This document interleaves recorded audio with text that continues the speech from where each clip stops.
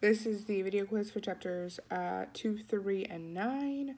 In chapter 2, the key ideas for me were the stage fright and how to speak in front of big audiences and avoid stage fright, and citation on how to use citation properly to avoid plagiarism. To me, stage fright is really important because a lot of people have stage fright and it's a very common thing, and we should know little tips to avoid it. I learned that public speaking is a social anxiety called communication apprehension. I did not know that. I knew that stage fright was a very common thing, but I didn't know that it had a very scientific title. To me, both of these are important to public speaking because with public speaking, we have to speak in front of audiences, even if it's just a few people or a lot of people, and we should properly know how to avoid stage fright regardless because we're going to be around it.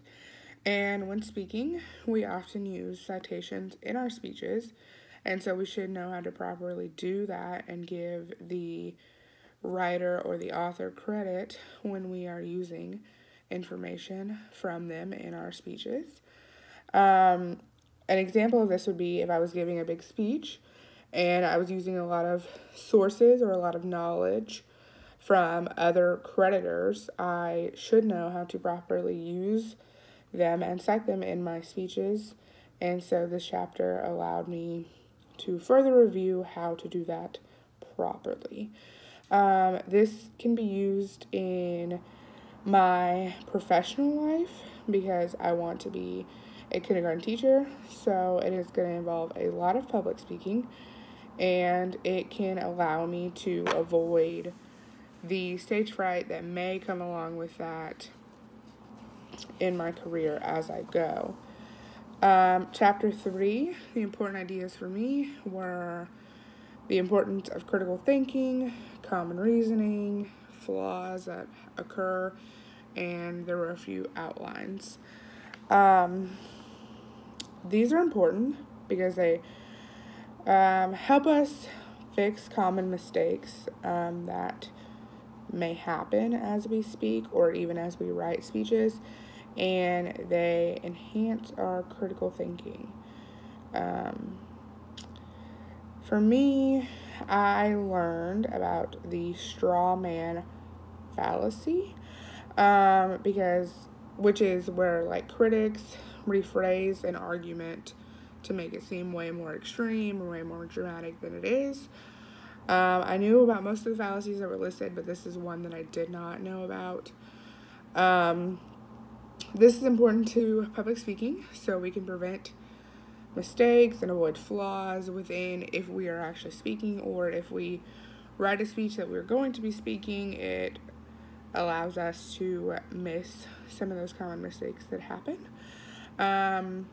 For example, if I'm writing a speech, and since this chapter has acknowledged me about it, I will be able to avoid mistakes that I may have made previously because I have read this chapter. I feel like I can use it in my personal and professional life. If I'm using any kind of writing of speeches, or maybe I'm speaking, I can avoid the common fallacies. I can use the critical thinking to better my speeches. I can use the outlines if I'm writing that type of speech. So the information in this chapter helped me better enhance my speeches. In chapter 9, it was all about the delivery of speeches, including our volume of our voices as we speak, and including body language, including articulation of words, all of that. I knew most of the things that were covered in this chapter. However, they were a really big refresher to me to keep in mind those key ideas as I'm speaking to people. These are all important to public speaking because it's going to allow us to present our speeches a lot better.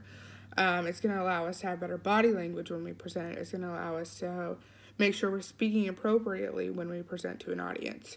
I feel like I can use this both in my professional and my personal life, in both ways. Like if I'm talking to either a group of friends in my personal life or an audience in my professional life, I'll be able to better articulate my words, fluctuate my volume better if I need an inside voice maybe, or if I need a loud audience voice.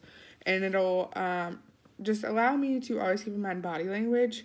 So if I'm giving a speech to a bunch of people, body language is not necessarily the first thing on my mind, but I will have it in the back of my head to remember, oh, make sure we stand up straight, make sure you're speaking loud enough, just things like that. Thank you.